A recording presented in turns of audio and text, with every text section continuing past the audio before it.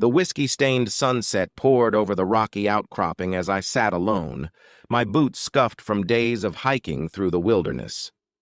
The silence was broken only by the distant hum of a motorcycle, its tires kicking up small rocks that scattered across the dirt path. I took another swig of my bourbon, feeling the amber liquid warm my chest. It had been a long day, one filled with the usual routine, hunting, fishing, and tending to my property. But as I gazed out at the breathtaking vista before me, I couldn't shake the feeling that something was missing. That's when she appeared. Her fiery red hair stood out against the rust-colored rocks like a beacon, drawing my attention away from the whiskey and the solitude. She wore a worn denim jacket over her tank top, and her jeans were scuffed in all the right places. Her eyes, a piercing green, locked onto mine as if daring me to look away. I didn't. She strode toward me with purpose, her hips swiveling in that confident way only some women can pull off. As she drew closer, I caught whiffs of patchouli and something sweeter, the scent of possibility. "Mind if I join you?" she asked, her voice husky from spending too much time yelling at politicians or protesters, or maybe both. I shrugged, gesturing to the empty space beside me. "Be my guest." Her name was Maya, and we spent the next few hours talking about nothing and everything, the beauty of nature, the futility of humanity's destructive tendencies, and the importance of passion in our own lives. As the stars began to twinkle overhead, I found myself opening up in ways I never had with anyone before. Maya was different. She challenged me, made me question my own values and motivations. And as we sipped whiskey under the starry sky, I felt the rocks beneath us start to shift, just a little. Over the next few weeks, Maya became a regular presence on my property. We hiked together, discussing everything from the best hiking trails to our personal demons. She introduced me to her friends, a motley crew of environmental activists who shared her passion for protecting the land and its creatures. I found myself drawn into their world, learning about the importance of preserving our natural resources and the devastating impact of human neglect. Maya's fire ignited something within me, making me realize that my rugged individualism wasn't the only way to live. As we explored the wilderness together, our physical attraction grew too. The nights were filled with laughter, whispers, and occasional makeouts beneath the stars. But even as our bodies responded to each other's touch, Maya's passion for her cause never wavered. And I found myself caught in a maelstrom of emotions, torn between my love for the great outdoors and my growing feelings for this fiery environmentalist. As the days turned into weeks, the rocks beneath us continued to shift. The whiskey-stained sunsets became fewer, replaced by long walks under the morning sun, hand in hand with Maya. Our conversations deepened, delving into the complexities of life and love. One night, as we sat on a rocky outcropping overlooking a serene lake, Maya turned to me and asked, "Are you ready to question everything?" I looked at her, my heart pounding in my chest. I think I already have. In that moment, the rocks beneath us finally gave way, and our love story began, one of passion, adventure, and challenging the status quo. As we sat on the rocky outcropping, the stars twinkling above like diamonds scattered across the velvet sky, Maya's eyes sparkled with a mixture of mischief and determination. "I'm talking about more than just our relationship," she said, her voice low and husky. "I mean, are you ready to re-examine your entire life? Your values, your priorities, your very existence?" I felt a shiver run down my spine as I met her gaze. Her words were like a challenge, one that I couldn't ignore.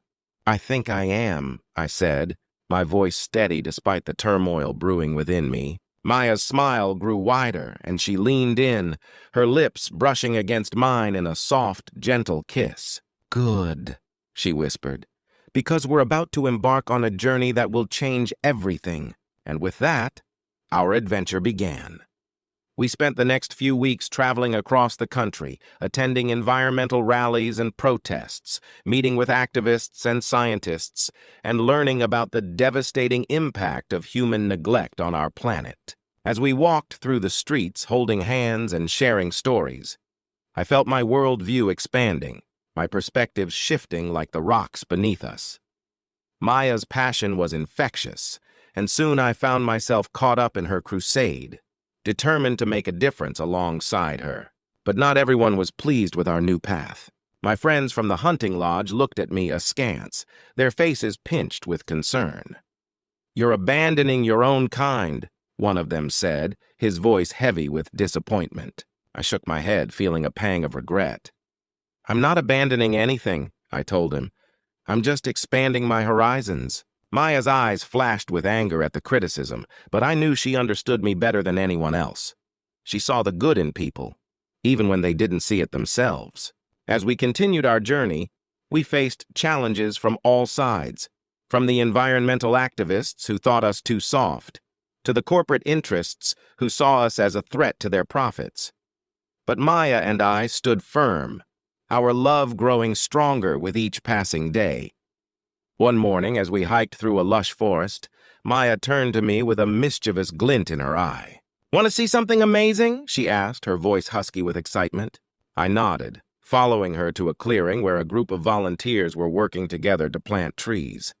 The air was thick with the scent of freshly cut earth and new life.